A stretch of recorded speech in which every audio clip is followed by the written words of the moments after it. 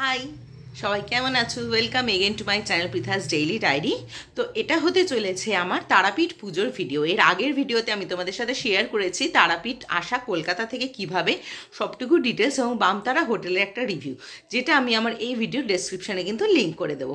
তো এই ভিডিওতে আমি তোমাদের সাথে শেয়ার করব তারাপীঠে পুজো দেওয়ার পুরো পদ্ধতি, আমরা কিভাবে কি করলাম, কতটুকু কী খরচা হলো সবটুকু। তাহলে আর দেরি না করে আমার এই ভিডিওটা শুরু করা যাক। তাহলে ভালো থেকো, ভালো রেখো, আর আমার চ্যানেলটা কিন্তু কেউ সাবস্ক্রাইব করতে ভুলো না। তাহলে চলো ভিডিওটা এবার শুরু করি। তো এখন বাজে 4:20, আমাদের খাওয়া দাওয়া হয়ে গেছে, যেটা আমি অলরেডি তোমাদের সাথে শেয়ার করেছি। এবার আমরা যাচ্ছি পুজো দিতে। তো দেখা যাক আজকে ওখানে কীরকম এক্সপিরিয়েন্স হয় আর কীরকম কী খরচা হয়, কীরকম কী সব কিছুই আমি কন্ট্যাক্ট নাম্বার আমি তোমাদের সাথে শেয়ার করে দেবো। তাহলে আর দেরি না করে এখন ওখানে যাওয়া যাক আর তোমাদের সাথে ভিডিওটা শেয়ার করা যায়। আগেই বলেছিলাম যে আমরা যেদিন এসেছিলাম সেদিন খুব একটা পুণ্যতিথি ছিল, সামনেই রথ ছিল, এছাড়াও সেদিন অমাবস্যা ছিল। তো সেই জন্য সেখানে পুজো দেওয়ার কিন্তু প্রচণ্ড ভিড় ছিল, সেই জন্যই আরও শনিবার দিন আসা। তো বুঝতেই পারছো সব মিলিয়ে কিন্তু একটা বেশ জমজমাট ব্যাপার ছিল। তো সামনে যাচ্ছে অর্পিতা, বৌদি আর মিষ্টি, আমি পেছনে ভিডিও করতে করতে যাচ্ছিলাম। তো চারপাশে দেখতেই পাচ্ছ পুজোর সামগ্রী, গিফট আইটেমস সব কিছুই কিন্তু ভরে ভরে আছে। এখান থেকে তোমরা চাইলে বাড়ির জন্য অবশ্যই নিজের পছন্দের মতো জিনিসপত্র নিয়ে যেতে পারো, যেগুলোর দাম মোটামুটি 50 টাকা থেকে শুরু হয়েছিল।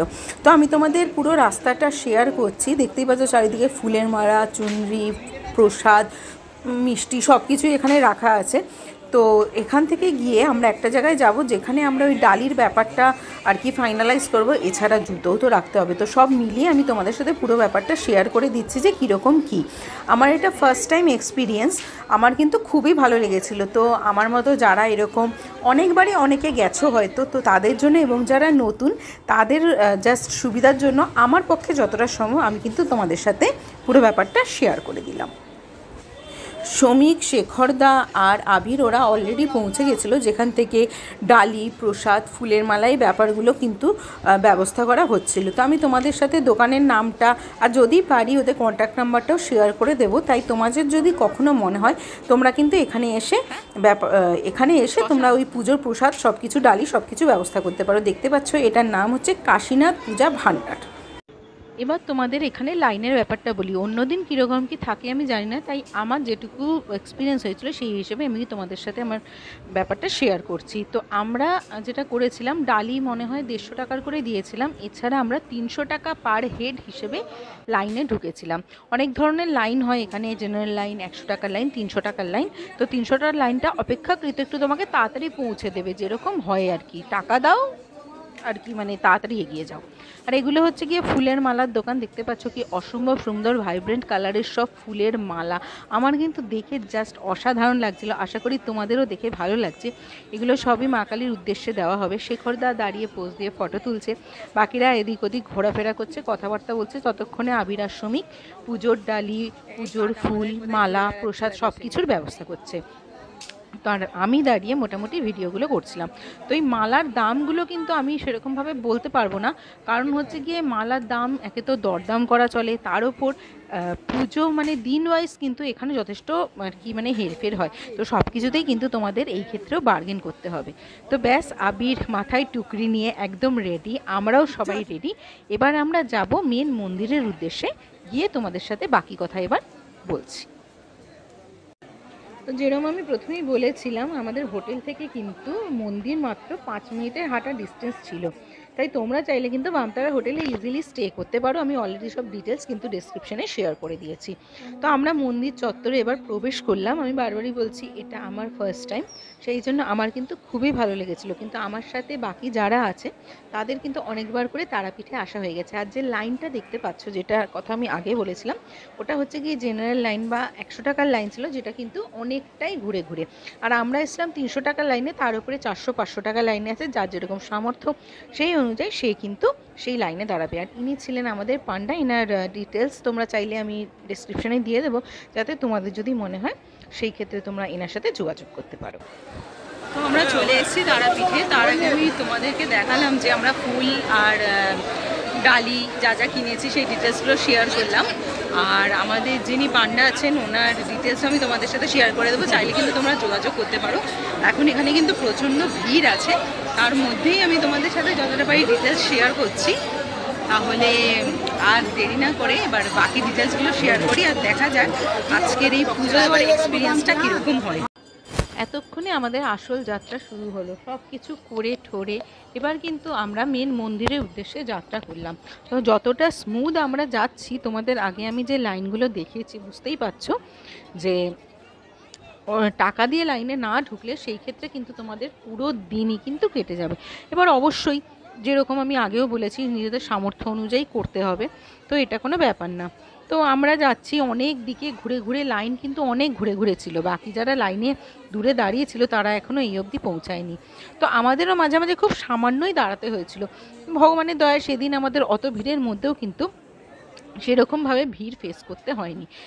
আমি তোমাদের একটু স্পিডেই পুরো রাস্তাটা দেখাচ্ছি, কারণ অতটা রাস্তা দিয়ে ঘুরে ঘুরে দেখাই তাহলে কিন্তু সারা দিন কেটে যাবে।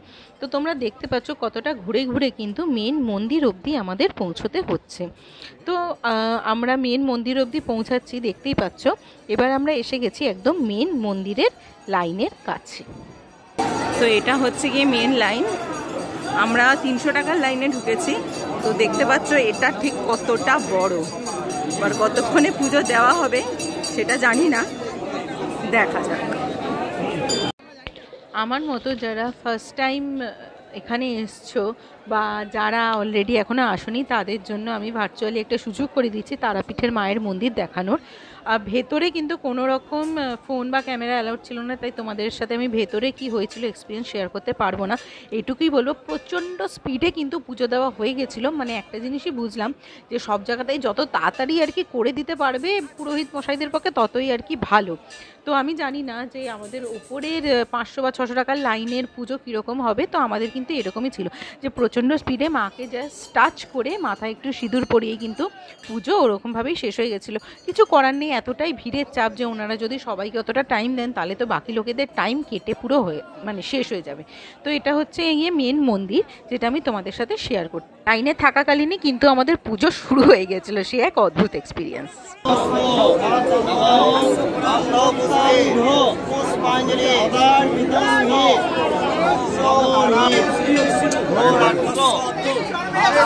সবাই মিলে চলো, এটা তো ভিডিও, এই একটা ফটো তোলো, ফটো তোলো।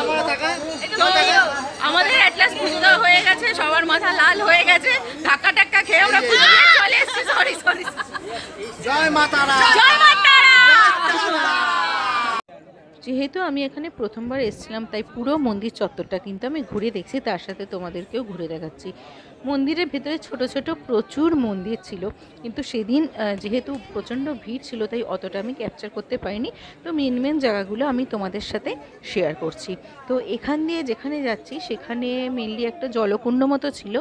এছাড়া এখানে প্রচুর লোক মানত করে এই সমস্ত ধাগা বা তাগা যাই বলো না থাকো, এগুলো কিন্তু সব মানতের, এগুলো বাধা।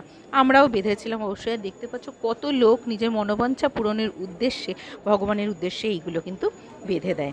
আমিও বেঁধেছিলাম, আর তোমাদের সাথে আমি শেয়ার করছি এই জায়গাটা। আর এখানে একটু আমিও ভক্তি ভরে পুজো দিয়ে নিলাম মায়ের উদ্দেশ্যে, ধূপ জ্বালিয়ে দিলাম। ধূপ জ্বালিয়ে এবার পিছন দিকে যে জায়গাটা দেখতে পাচ্ছ, তো ওখানে গিয়ে ধূপকাঠি তো ওখান থেকে আমরা আগেই কিনে নিয়েছিলাম মন্দিরের বাইরে থেকে, তো ওখানে গিয়ে কিন্তু ধূপটা তোমাদেরকে দিয়ে দিতে হবে। এছাড়া মোমবাতি, প্রদীপ যা ইচ্ছে কিন্তু তোমরা ওখানে দিতে পারো। আর এটা হচ্ছে গিয়ে ওই জেনারেল লাইনটা, যেটা আমি তোমাদের প্রথম দিকে দেখিয়েছিলাম। এতটাই কিন্তু ঘুরে ঘুরে তোমাদের সারা দিন হাতে নিয়ে আসতে হবে যদি তোমরা জেনারেল লাইনে দাঁড়াও। আর এটা সেই জলকুণ্ডটা যেটার ব্যাপারে আমি তোমাদেরকে বলছিলাম। আর এখানে আমি যেরকম বললাম যে ধূপ, ধুনো, মোমবাতি, প্রদীপ এসব কিন্তু নিজেদের ইচ্ছে মতো তোমরা মায়ের উদ্দেশ্যে এখানে দিতে পারো। তারাপীঠের এক্সপিরিয়েন্স আমি তোমাদের সাথে শেয়ার করলাম। এখানে এসে কিন্তু মনটা একটা আলাদাই ভালো লাগায় ভরে গেছিলো। আশা করি তোমরাও যারা আসো বা আসবে তাদেরও কিন্তু এতটাই ভালো এক্সপিরিয়েন্স হবে। ভগবান সবার মঙ্গল করুক। এবার কিন্তু ফেরার পালা। তো ফিরতে ফিরতে আমাদের কিন্তু সন্ধে হয়ে গেছিলো, তাই আর বেশি দেরি না করে আমরা গোছগাছ করে নিয়েছিলাম, কারণ পরের দিন কিন্তু আমাদের যাওয়ার কথা ছিল শান্তিনিকেতন। তো আমি জাস্ট তোমাদেরকে বামতারা হোটেলের বাইরের লুকটা, যেটা আমি সকালে শ্যুট করিনি এত ক্লান্ত ছিলাম বলে, আর রিসেপশনের লুকটা তোমাদের সাথে শেয়ার করে দিচ্ছি। ভীষণই পরিষ্কার পরিচ্ছন্ন ছিল, এবার আমার এক্সপিরিয়েন্স কিন্তু খুবই ভালো ছিল। তাই আমি অবশ্যই রেকমেন্ড করবো, যদি যারা তারাপীঠে এসে থাকতে চাও, পুজো দিতে চাও, সেই ক্ষেত্রে বামতারা হোটেলটা কিন্তু অবশ্যই আমার রেকমেন্ডেশন রইল। তোমরা কিন্তু আসলে আশা করি হতাশ হবে না।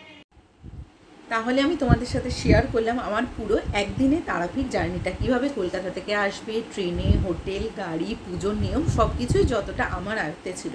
তারপরে যদি কারোর কিছু জানার থাকে অবশ্যই আমাকে কমেন্ট বক্সে জানিও, আমি যতটা সম্ভব তোমাদের রিপ্লাই দেওয়ার ট্রাই করব।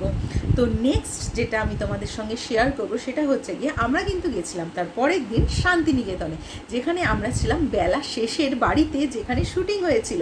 তাহলে এই এক্সপিরিয়েন্সটা কিন্তু তোমাদের সাথে শেয়ার করতে হবে, তাহলে দেখতে হবে পৃথাস ডেইলি ডায়েরি।